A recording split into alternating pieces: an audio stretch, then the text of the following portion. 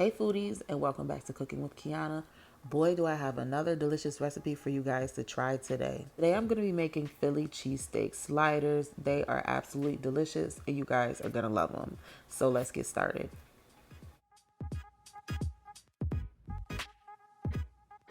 So this is the meat that I'm going to be using for our Philly cheesesteaks.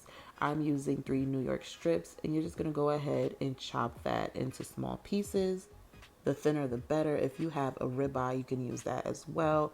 Just stay away from stew meat or any meat that's already chopped up. You want fresh meat. And when you're choosing your cut of steak, try to go with something that's soft and tender, not a piece of meat that's tough and takes hours to cook. You do not want anything like that. So once you're done chopping that up, your meat should look a little bit something like this. You want to go ahead and place that directly into your skillet on a medium to high heat. Make sure you spread those pieces of meat out so they're not like toppled on top of each other. And I hope you guys didn't think I was just going to put meat in a pan without seasoning it. I'm going to be using 2 teaspoons of Lawrys seasoning, 2 teaspoons of onion powder, a half a tablespoon of chili powder, a half a tablespoon of black pepper, and 2 teaspoons of garlic and herb seasoning. All right, so now that you guys have seen the seasoning that I'm using for this recipe, I'm just gonna go ahead and add that to my skillet. And we're gonna stir these until they have browned. Making sure I flip these over periodically, that way they can get a good brown of both sides. You just wanna keep stirring that and flipping that over until all of that pink is gone. Now that these are looking about done, you wanna go ahead and remove these from your pan. But make sure you keep all that oil and stuff in there. Don't clean your pan because we're going to be using that for when we do our peppers. But in the meantime, I'm going to go ahead and bake some bacon. You see me using 4 slices, but I'm actually going to be using 8 for this recipe. Now, if you want to go ahead and cook yours on top of the stove, you can do that. I just figured mine would be easier if I cook mine inside of the oven. So we're just going to go ahead and close that, and we're going to take those out when they're nice and crispy. In the meantime, I'm going to cut up 1 medium-sized onion. Make sure you cut these a little bit on the bigger side. I'm also going to be cutting up 1 bell pepper as well. If you guys don't like the red one, by all means, use a green one. Honestly, I really don't see that much of a difference. But just go ahead and chop these up. You want to give these a rough chop. Don't chop them too small. I'm also going to be using 2 jalapeno peppers. You can use 1 if you would like. I just want a spicy kick to this. You also can take out the seeds, which is great because then you can control the spice level in this dish. But definitely do not skip the jalapenos. It is going to give it a nice flavor. Now I'm going to chop up that bacon, and that's going to give this dish a nice crunch, and who doesn't love bacon?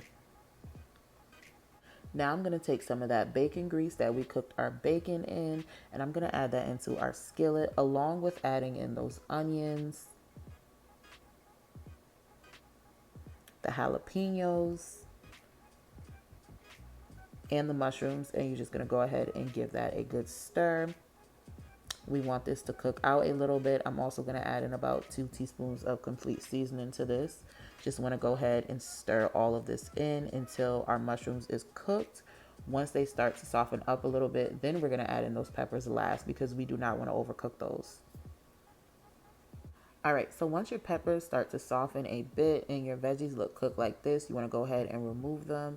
Do not overcook the peppers. You do not want them soggy. So these are the Hawaiian rolls that I'm going to be using for this recipe. And what I'm going to do is I'm just going to cut it right down the middle and just cut this in half. Be careful because if you do this wrong, you can mess it all up. So this is the sauce that we're going to be using to spread on our bread. I use 5 tablespoons of mayonnaise, 2 tablespoons of sriracha, and 1 tablespoon of honey mustard. And you want to stir that until it's a smooth consistency like that. So now that our sauce is done, we can go ahead and spread that onto our buns. I'm only going to be adding this onto the bottom layer, not the top. So once that is evenly spreaded, I'm going to go ahead and add my cheese. I'm going to be adding 1 layer of provolone cheese. Now, if you're not a fan of provolone cheese, you can always substitute this for cheddar cheese, Monterey Jack. It's totally up to you. So now we're going to go ahead and add the meat, and you just want to make sure you spread that evenly. Then we're going to add in that bacon. And guys, I know this is not your traditional Philly cheesesteak, but who cares? We're not making traditional Philly cheesesteaks. But if you do want to try this recipe, you can take out the bacon and the mushrooms and the jalapenos. But let me tell you, adding them in does take this dish to a whole nother level.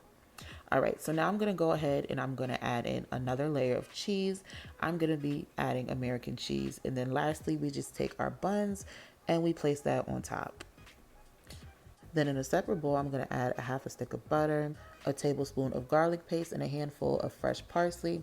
Go ahead and give that a good mix. And we're just going to go ahead and brush these onto our Hawaiian rolls. What that's going to do is give the top like a nice garlic bread feel to it. And let me tell you, it's going to be absolutely amazing. Do not skip this step. So you want to make sure you get every single slide, or however you want to call it. Just make sure you get that butter onto all of them. And now that our bread is nice and buttered, we're going to go ahead and pop this in the oven on 350 for about 15 minutes. So this is what they look like fresh out the oven. And guys, let me tell you, these look absolutely amazing. Not to mention, they made my kitchen smell so lovely. So let's go ahead and cut into these so I can show you guys what these look like. And honestly, I cannot wait to try these. All right, so let me just go ahead and grab a piece. And you could just see how juicy and nice that is. So let me go ahead and get a good cheese pull. You guys could just see how cheesy that is. This was absolutely amazing. I hope you guys try this recipe. I will be leaving the full recipe in the description box below. Make sure you guys check that out. Thanks for watching, and I will see you guys in the next video.